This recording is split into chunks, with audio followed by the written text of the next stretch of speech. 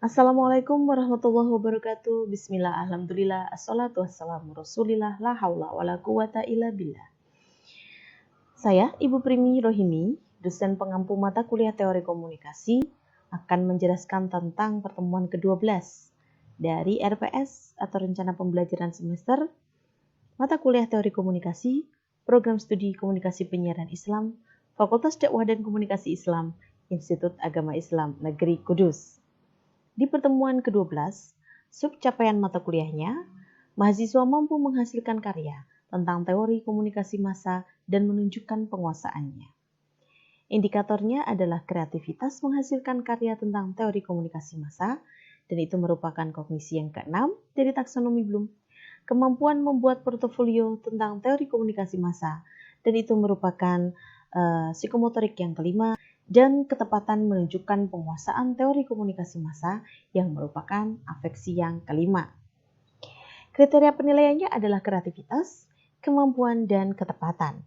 Bentuk penilaiannya observasi untuk menilai dimensi sikap, karya video untuk menilai dimensi pengetahuan, dan portofolio catatan perkuliahan di blok masing-masing untuk mengetahui kemampuan atau keterampilan umum dan keterampilan khusus.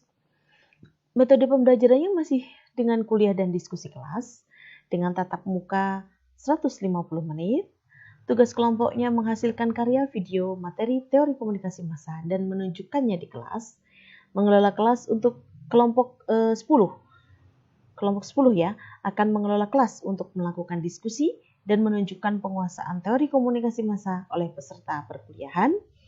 Jadi kelompok presenter boleh meminta para peserta perkuliahan untuk sama-sama menggali teori komunikasi massa yang ada atau yang sudah diketahui atau dari referensi yang sudah saya berikan. Atau kelompok 10 juga bisa menjelaskan kepada teman-temannya tentang teori komunikasi massa, kemudian meminta teman-temannya untuk memberikan contoh penerapan atau aplikasi teori komunikasi massa dalam kehidupan sehari-hari. Tugas individunya menghasilkan portofolio catatan perkuliahan yang menunjukkan penguasaan teori komunikasi massa di blog masing-masing, mengunggah URL-nya di free class, share di WhatsApp group, dan email dosen. Itu semuanya merupakan bagian dari belajar terstruktur dan belajar mandiri yang masing-masing dilakukan selama 3 jam dalam 1 minggunya. Padat ya kegiatannya teman-teman. Ya, mahasiswa itu memang harus sibuk. Orang yang sibuk adalah orang yang bisa memanage waktu. Bukan orang yang sibuk itu orang yang banyak kegiatan. Bukan ya, banyak kegiatan tapi kalau dia tidak bisa memanage waktu, sama saja. Tapi kalau sedikit kegiatannya, tapi kalau dia bisa memanage waktu, maka itulah orang yang sibuk. Gitu ya, motivasi dari saya. Pertemuan ke-12 tentu saja ya, sudah sejak awal saya sampaikan bahwa yang dibahas atau pokok bahasannya atau materinya adalah teori komunikasi massa. Persentase penilaiannya adalah 3% dari total keseluruhan penilaian. Teori komunikasi massa ini penting teman-teman, karena program studi komunikasi penyiaran Islam itu sesungguhnya akan sangat didominasi oleh fenomena komunikasi massa, oleh praktek-praktek gejala-gejala yang ada dalam konteks komunikasi massa.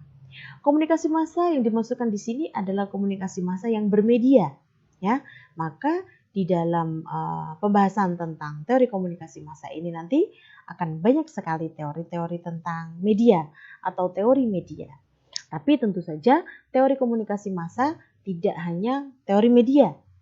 Dan teori media pun tidak hanya satu teori. Ada banyak sekali teori media yang berada dalam ruang lingkup teori komunikasi massa. Itu saja penjelasan dari saya. Semoga bermanfaat. Mohon maaf apabila ada salah. Wallahul muwaffiq ila aqwamit thoriq. Wassalamualaikum warahmatullahi wabarakatuh.